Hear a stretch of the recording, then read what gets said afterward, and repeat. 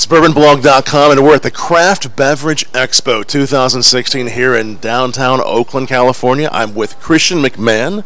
He's the managing partner at Smartfish. And what an incredible presentation today on marketing. You're welcome. Marketing, telling your story. I got a lot from it.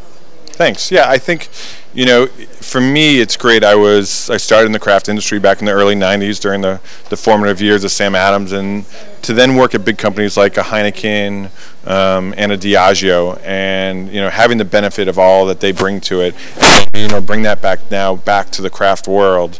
It's a blessing in a lot of different ways. You were partially responsible for the Dos Equis campaign. There's a lot of people that are now responsible for Dos Equis. But you were the campaign, the most interesting man in the world.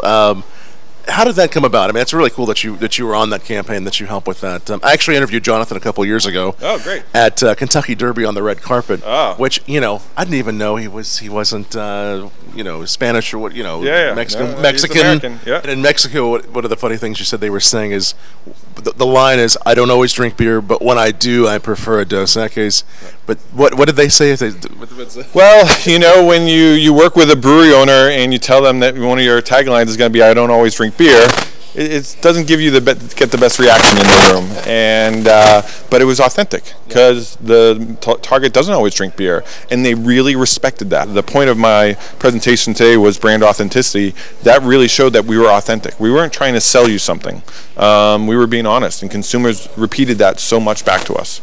Since you've had Smartfish, you are working, is it mainly with craft brands in the beverage industry, or is it a variety? Variety, but we have a lot of heart for the craft space, beer, cider, spirits, so it's kind of a circle of life for me. So it's one of the verticals that we're in others outside of it, but it's certainly, for me, where I spend a lot of my time. For anyone who's in the craft space, who's watching, whether it's from a distillery or a winery, and they're wanting to tell a better story, or really find the story of what they should be telling, what would be a simple bit of advice you'd give them?